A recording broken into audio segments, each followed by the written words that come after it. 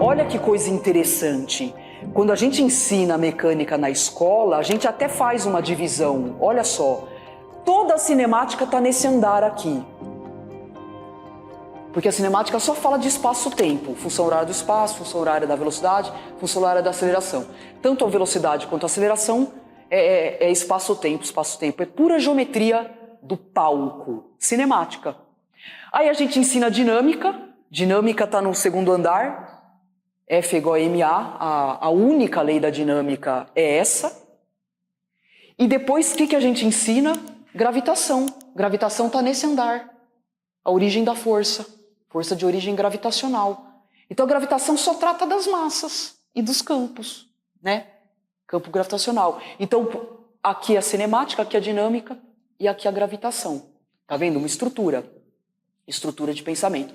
E aí, o que mudou na relatividade? Bom, primeira mudança. Leis de Newton não valem mais. Não valem mais. Pessoal, quando a gente fala que matéria não tem que a inércia não é da matéria, é da energia, por exemplo, você pega uma onda eletromagnética, a mecânica newtoniana ela começou a ser trincada enquanto estrutura, trincada. Começou a aparecer rachos no edifício, rachaduras no edifício. Com o desenvolvimento do eletromagnetismo, final do século XIX. Com o eletromagnetismo. Por quê? Porque a radiação eletromagnética formada de campo E e B, carrega momento. Hoje a gente sabe que onda carrega momento. Só que o momento na mecânica está associado com massa. Lembram da fórmula? P é igual a mv. Momento é igual a mv. Só que assim, você pega uma onda eletromagnética, que é o campo elétrico. O campo elétrico e o campo magnético juntos, que caminham com a velocidade da luz, não tem massa, mas tem momento, então não pode mais usar essa expressão. E essas começaram a ser as rachaduras que o eletromagnetismo. E aí, consequentemente, algumas outras coisas deixam de valer. A terceira lei de Newton não vale. Quem tiver interesse, eu posso passar um texto que a gente escreveu sobre a não validade da terceira lei de Newton nos fenômenos eletromagnéticos. Por quê? Porque a terceira lei de Newton só expressa a conservação da quantidade de movimento.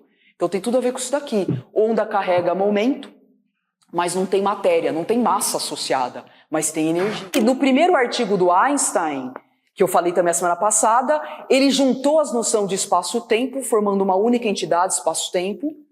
De que forma não dá para você observar um acontecimento físico se não for num tempo. Isso, de uma certa forma, juntou a descrição dos fenômenos tempo e espaço, juntou uma coisa, virou uma coisa só. E olha a coerência. A coerência. Se juntou aqui embaixo, juntou lá em cima também. Ó, juntou lá em cima, energia, momento. Então tem um vetor, isso eu falei semana passada, eu fiz questão de colocar aqui. Porque eu não sei, eu falei na lousa, ficou meio... É difícil, né, pessoal? É difícil de entender. Então, existe uma coisa que se chama quadridistância. Na relatividade é tudo quadri, porque é quadridimensional. Então não tem mais vetor, é quadrivetor. Então não tem mais distância, é quadridistância. Que é composta de um conjunto de 4 coordenadas. E a gente põe o C aqui, multiplicando o T, para dimensionalmente ficar com a mesma unidade de medida. Ó, x, y, z, a gente põe CT. E, do mesmo jeito que juntou espaço com tempo, juntou momento e energia, virando um quadrivetor, chamado quadrimomento, que é formado do momento que a gente conhece, que é o trimomento, e uma componente desse quadrimomento é a energia, que é a coisa mais louca, é muito esquisito. Porque olha só, quando a gente fala de vetor, a gente fala de 3 componentes, né? Componente na direção x, componente na direção y e componente na direção z. Quando a gente fala de quadrivetor, a gente fala de 4 componentes. Componente na direção x, componente na direção Y, componente na direção Z e componente na direção T. O que é uma componente temporal? Não dá para imaginar. É a energia, nesse caso específico do quadrimomento. E aí, que ideia que a gente tem? Você vê, a ideia que a gente tem de espaço na mecânica é muito diferente. A ideia de espaço é que o espaço-tempo, que é o palco, é uma coisa pré-existente. É primeiro o espaço-tempo, depois o universo é colocado, o universo material, é colocado no palco.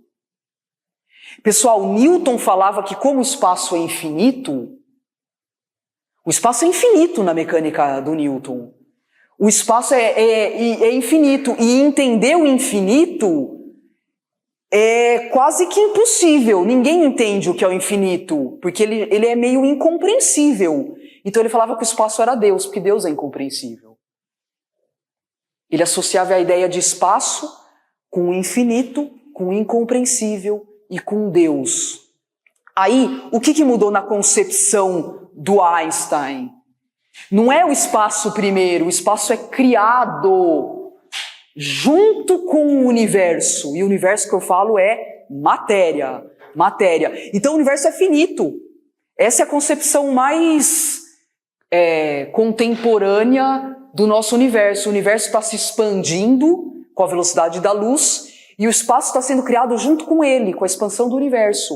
Então não dá para você dissociar a matéria do espaço. O espaço só existe porque tem matéria. Ou seja, ele não é pré-existente. Vocês entendem essa diferença? Isso é tão bonito, porque se o universo é finito e o espaço está sendo criado, e o espaço está sendo criado junto com a expansão do universo, só existe espaço e tempo e matéria aqui, dentro do universo. E aqui fora? Aqui fora é o nada. É o vazio. Pessoal, o vazio não é ausência de matéria. O vazio e o nada é ausência de tudo, de matéria, de tempo e espaço. Aqui não tem tempo, não tem espaço. Não dá para imaginar o que é fora do universo, né? Aqui é a fronteira do universo, que é finito. Então essa é a concepção einsteiniana do universo. Finito. E criado junto com a expansão da matéria. E aqui não tem espaço e tempo. Ou seja, ele não tem... Ele é adimensional, esse nada, né? O que mais? Então, olha só. A ideia de massa e gravidade desapareceu. O palco também. Houve uma fusão de tempo, espaço, matéria e energia. Isso aqui é uma coisa única na relatividade geral. Então, bagunçou tudo. A gente nem pensa mais nessa estrutura. Porque espaço, tempo, matéria e energia é uma coisa só. E quando a gente fala que a curvatura do espaço-tempo é causado pela massa, por exemplo, a massa de uma estrela, a massa de um buraco negro, na verdade existe um número lá, uma constante que está relacionada com a energia daquele sistema, e a gente nem fala mais de massa, é a energia do sistema, tá? Isso no âmbito da relatividade geral, né, que é o macrocosmos. Essa estrutura, ela está na cabeça do cientista? Tá. Não é muito explícito. É a interpretação de quem vê o trabalho do cientista. Então, normalmente são os epistemólogos que fazem isso. São os cientistas da teoria do conhecimento, né? O cientista em si, até a época do Einstein, os cientistas se importavam com isso, com a epistemologia do conhecimento, com a filosofia, e se faziam perguntas maiores. Depois do Einstein, eles não se perguntam mais assim. A epistemologia ela foi separada, arrancada da ciência. Não sei por qual razão, mas alguns cientistas gostam de pensar o conhecimento assim. Mas não são todos. O que eu quero dizer? Não é imprescindível para o cientista. Ele faz a conta lá, ele trabalha, descobre um monte de coisa e para ele tudo bem. Isso aqui é a área da teoria do conhecimento, é a epistemologia. Na aula passada você explicou, deu um exemplo de energia em repouso, que foi bem legal, queria lembrar. Do átomo, né? Acho que foi do átomo. A gente vai retomar, mas eu falo já. Qual a diferença da concepção, da descrição do mundo relativística? Um objeto em repouso, por exemplo, você pega um átomo de hidrogênio, se ele está em repouso, ele já tem uma energia que é dada por mc², energia de repouso, massa do hidrogênio. Ele já tem uma energia. Então, não existe zero de energia, diferente da física clássica, da mecânica newtoniana. Um corpo em repouso na mecânica newtoniana tem zero de energia. Aí você põe em velocidade, ele ganha cinética. Se tiver um sistema, ele tem potencial. Mas então, aqui já começa com... E aí eu coloquei num triangulinho, né? A energia de repouso é a energia da criação da matéria. E depois que a matéria é criada, ou seja, uma energia anterior, é uma energia primordial. Depois que a matéria é criada, aí os sistemas se organizam com energia cinética e energia potencial. E, coincidentemente, estou brincando, não é coincidência, porque na natureza não existe coincidência, mas essas energias têm polaridades opostas. Ó, que interessante. Quando você pegou hidrogênio, as partículas elementares estão em movimento. Sim, sim. Seria isso? Nós vamos entrar dentro do hidrogênio, nós vamos entrar em todos os sistemas, nós vamos dissecar, e foi isso que a relatividade permitiu. A teoria da relatividade permitiu a gente entrar dentro dos sistemas e ver do que a matéria é feita. A matéria é feita. Porque na concepção newtoniana, você pega essa caneta sujeita à inércia e à gravitação. Tá certo, a caneta tem inércia, mas é o ponto de vista de fora da caneta. Mesmo porque em 1600 não tinha como saber do que a caneta era feita. Agora, depois de 1900, você consegue, com tudo desenvolvimento, não só da física de partículas, como a teoria da relatividade, você consegue entrar dentro da caneta e ver do que ela é feita. Tá? Então nós vamos ver a parte de dentro do mundo microscópico. Todos os sistemas da natureza têm algo que gruda os pedaços. É o que eu estou chamando de cola provisoriamente. Essa cola que é invisível, ninguém vê, mas a gente sabe que existe, mesmo sendo invisível. Então, olha, a partir de agora o nosso hidrogênio tem uma nuvenzinha que é uma cola etérea, uma coisa sutil. Na verdade é um campo, nós já vamos falar, que está relacionado com isso daqui. Nós vamos falar. Então, o nosso hidrogênio, a partir de agora, tem 3 elementos. Não são só 2. Ele tem os pedaços, mais a cola. E assim vale todos os sistemas. Todos os sistemas têm pelo menos 3 elementos. E essa cola, ela tem a ver com o conceito de energia. Por quê? Porque eu tive que fornecer energia para o sistema quebrar. Pessoal, quer ver outro jeito desses giz quebrar? Eu quebrei com a mão, mas tem outro jeito de ele quebrar? Ó, quebrou em 2 pedaços. O que aconteceu quando ele chegou lá embaixo? Ele ganhou energia. Que energia que ele ganhou? Cinética. Lá embaixo ele tem energia cinética. Então aqui ele estava parado. Quando ele chegou lá embaixo, ele ganhou energia cinética, pumba, quebrou o giz em 2 pedaços. Então, essa cola, ela tem a ver com o conceito de energia. E aqui? E a massa da energia liberada? Tem? Pessoal, a balança ficou assim, ó. Tem alguma coisa capenga aqui. Porque se tem 2 elementos antes e 2 elementos depois da reação, e a conservação de energia ela está conectada pelo sinal de igual, né, o antes e o depois. Pessoal, a conservação de energia ela está ligada pelo tempo, é o passado e o futuro. Então, o que era antes tem que ser igual ao que é depois. Muito bem. Tem massa aqui, a energia liberada? O fóton liberado tem massa? Mas tem energia, né? Tem energia, mas não tem massa. Pessoal, o fóton liberado na reação não tem massa. Eu já ouvi um monte de gente falando, não, mas o fóton tem massa. Porque a massa do fóton é dada por a energia dividido por C2. Pessoal, não e não. O fóton não tem massa, ele tem energia, mas ele não tem massa. Por quê? Essa massa aqui, a massa de repouso, ou não, desculpa, energia. Essa energia concebida pela teoria da relatividade é energia de repouso. E o fóton nunca vai estar em repouso. O fóton não tem energia de repouso. Porque o fóton é uma partícula de luz. É uma onda eletromagnética que caminha com a velocidade c. Ele nunca vai ter energia de repouso. Ele não tem uma massa de repouso associada. Mas ele tem energia. Quanto vale a energia do fóton? Vocês já sabem. A energia do fóton é calculada pela física quântica. É a constante de Planck multiplicada pela frequência. Então, nós achamos um negócio que tem energia e não tem matéria, não tem massa. Se não tem massa nessa igualdade, o que a gente pode concluir aqui? Não tem massa aqui, ó.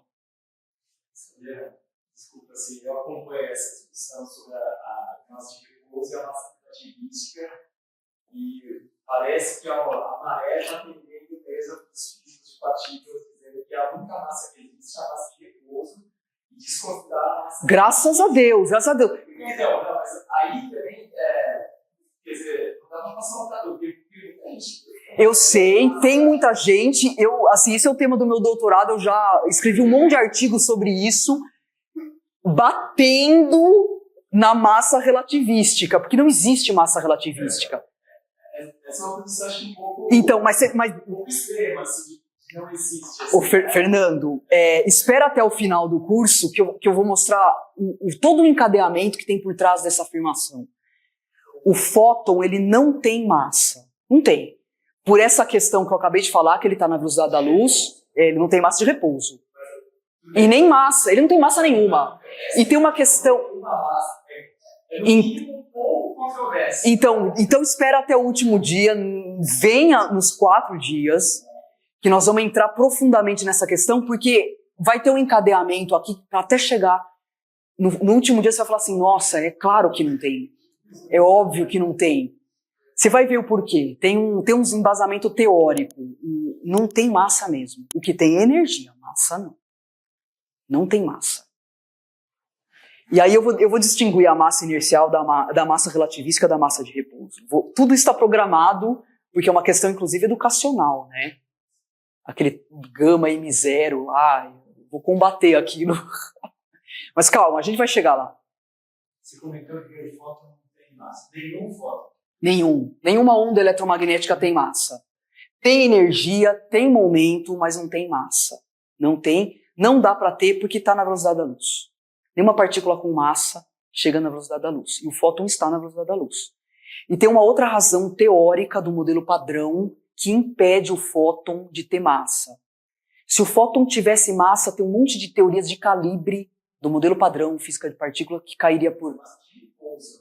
Então, mas é que para você tem 2 massas, para mim não tem 2 massas, só tem uma. Massa é uma só. Então calma, a gente vai chegar.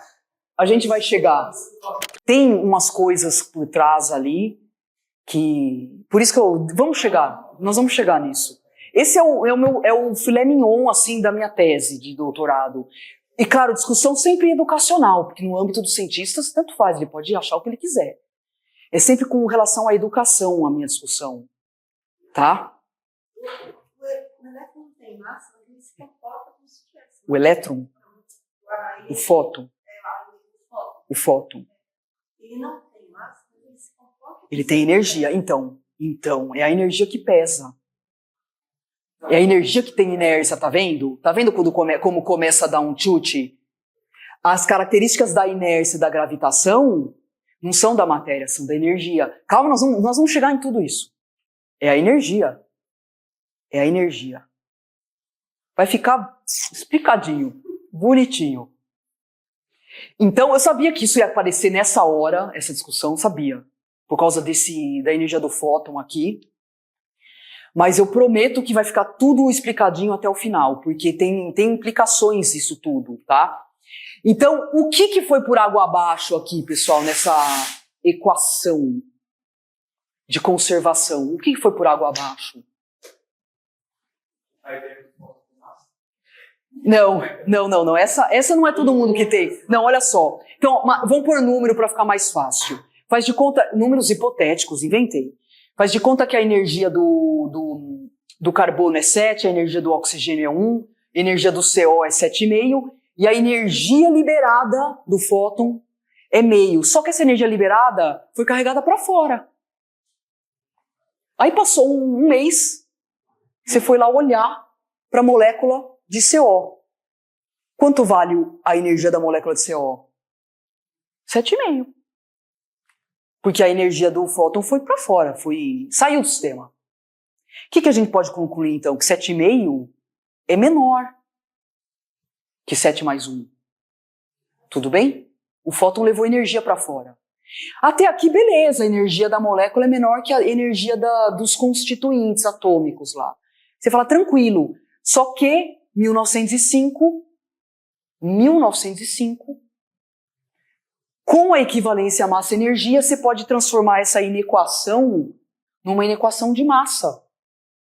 Porque basta você pegar aqui e dividir por C2. Se você pega a energia aplicando a energia de repouso, divide por C2, divide por C2, divide por C2, vai ter uma equação de massa.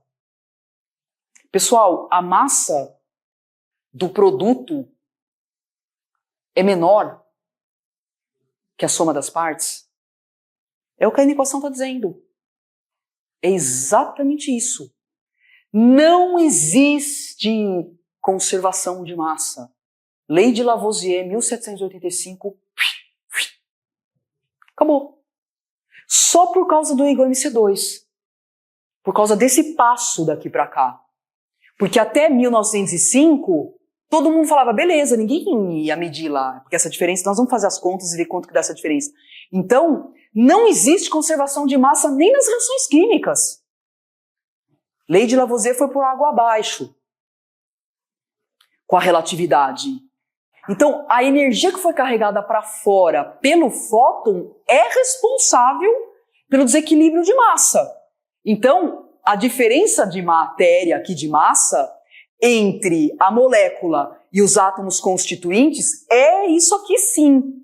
E quando eu coloco essa igualdade, eu vou frisar bem isso aqui, isso é uma igualdade numérica e não ontológica, porque massa não é igual a energia, fóton não tem massa. Fóton não tem massa. O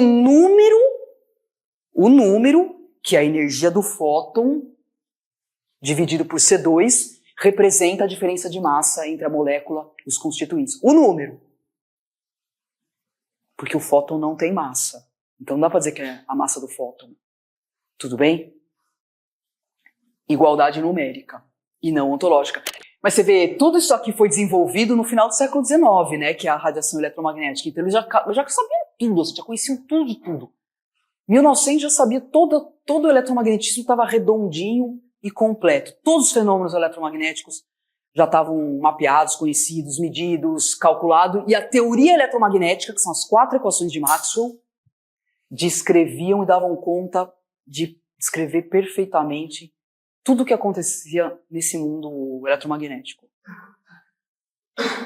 Eletrovolt é energia, certo? É. Por que usa eletrovolt no micro? Isso não precisa explicar agora. Não quero atrapalhar. Não vai atrapalhar. Porque quando a gente fala no microscópico, o que interessa é quanto que você acelera uma carga invisível. Por exemplo, um elétron, que é invisível. Tá vendo? É invisível. Um elétron, você não vê, tá? Aí você pega, por exemplo, o Sirius, que é aquele acelerador que tem lá na Unicamp, tem um feixe de elétrons, tem um negócio lá girando e ninguém vê nada, né? Ninguém vê nada. São um feixe de elétrons. Por que eles usam essa unidade de medida? Porque ela é mais prática. O que significa um elétron-volt? Elétron-volt é a energia que um elétron ganha quando ele é acelerado uma DDP de 1 volt.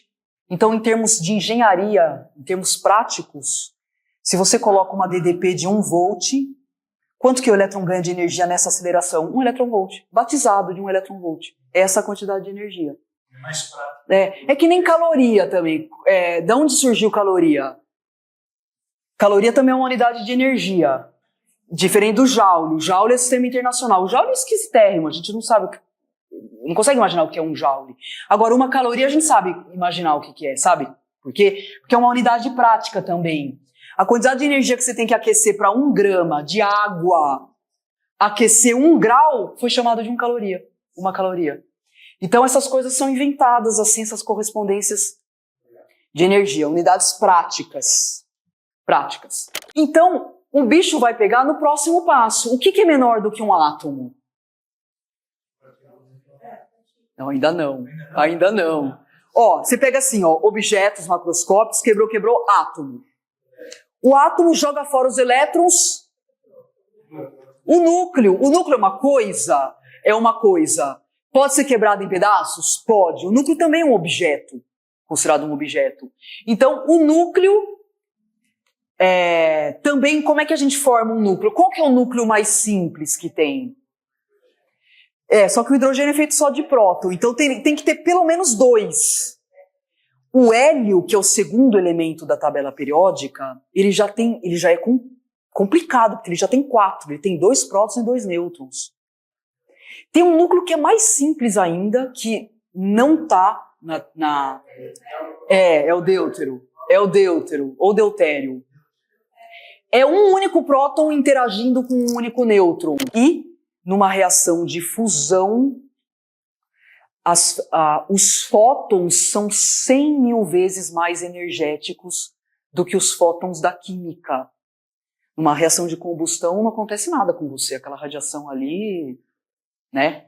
Você está vendo fogo ali, pegando fogo, e não acontece nada com você.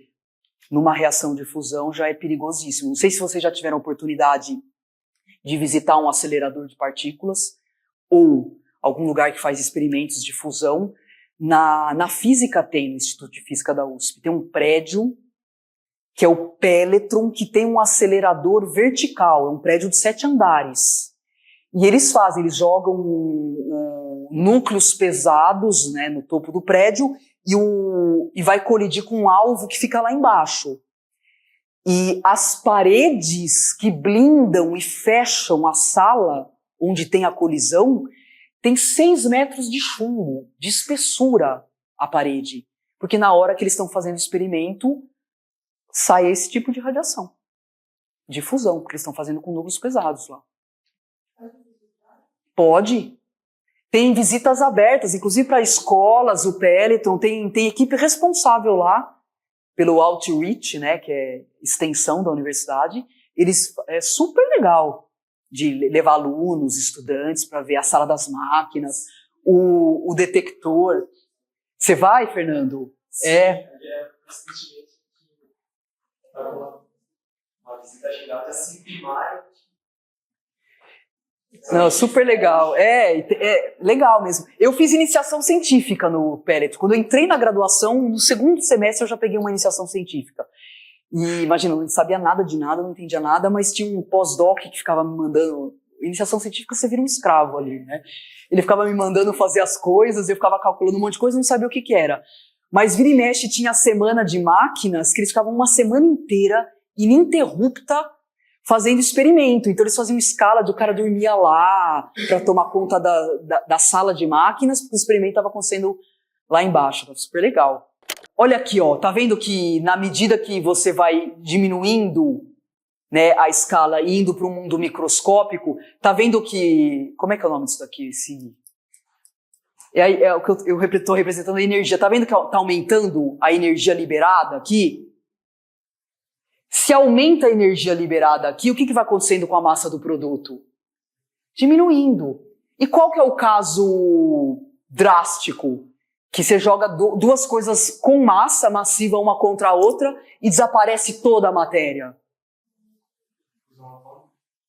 Não, na fusão é esse exemplo que eu dei. Tem um nome. Isso. Aniquilação, aniquilamento, né? Não sei qual é a diferença. Tem diferença? Aniquilação de pares. Se você jogar, por exemplo, uma partícula como um elétron e a sua antimatéria, que é um pósitron, você joga um contra o outro, pumba! Sumiu a matéria. Sumiu. E não tem problema nenhum. Ó, acabou. Não tem conservação de massa mesmo. Matéria, energia. Só energia. Eu tenho uma pergunta, na verdade. Eu queria que a senhora pudesse me dizer, assim, a diferença do que seria essa questão do fóton ter momento. A diferença entre momento e massa, na verdade. Ótimo. Nós vamos falar bastante sobre o momento do fóton no terceiro encontro. Você aguenta esperar? Senão eu já anuncio aqui. Aguento. Tem a ver com isso que eu falei, ó. O fóton tem energia, mas não tem massa.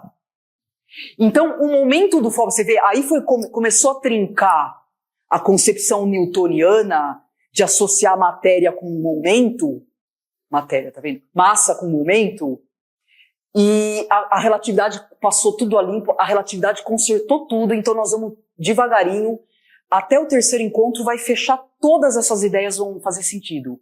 Porque, de fato, a relatividade Obrigada. Consertou tudo. Só que o que aparece no livro é aqueles respingos, assim, né?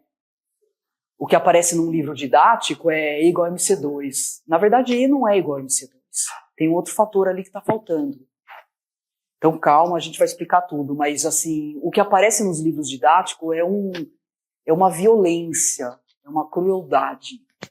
Porque é um respinguinho do que... E aí é um obstáculo epistemológico atrás do outro. Você tem que ensinar aquilo, mas você não pode ensinar a teoria completa, e aí você fala que a massa aumenta com a velocidade.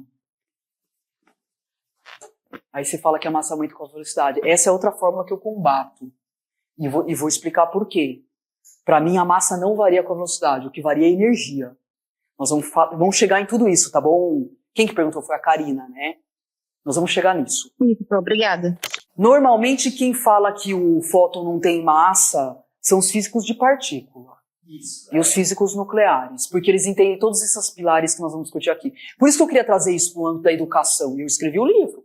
Tem um capítulo aí que eu só falo batendo na massa relativística. E por que isso não chega num livro didático da escola? Porque tem que explicar tanta coisa junta. É a mesma coisa explicar que... Como é que você explica? Não explica. Então eles preferem não explicar e ficar lá, massa relativística. E não é nada disso. Não é a massa relativística. Nós vamos ver. E esse curso é para isso, é justamente para difundir essas ideias. No âmbito dos professores, a prioridade desse curso é para professores, né? De física, de química, de matemática, que estão na escola. Agora, o que você vai fazer com isso na escola, assim, não é problema meu. Porque, de fato, é muito difícil, mas o importante é você fazer as pazes com o conhecimento, você entender. E isso é uma coisa que eu sempre gostei de tratar com o professor. Porque se ele entender, se ele fizer as pazes, se ele fizer essa ligação com o conhecimento, o prazer que ele vai sentir, depois ele vê o que ele fala lá para o aluno. Aí já é outro... faz parte do trabalho dele de organizar isso, de falar de um jeito. Eu nunca falei para o meu aluno que... Aí eu tinha hora que eu parava tudo que eu estava ensinando de mecânica e falava, pessoal, olha aqui, e falava tudo que eu sabia de relatividade. Eu não ficava escondendo lei, sabe? Falava tudo que eu sabia de relatividade. E não é difícil de entender. Não é. Você vê, esse curso não tem quase conta nenhuma, não fiz uma fórmula aqui. Esse livro é para um leigo ler. É livro de divulgação científica. Porque se não formos nós que divulgar isso, não vai chegar nunca na escola. Se depender do MEC e dos fazedores de currículo, não vai chegar nunca na escola esse conhecimento. Então, o importante é feliz, né? Eu estou feliz e vamos continuar.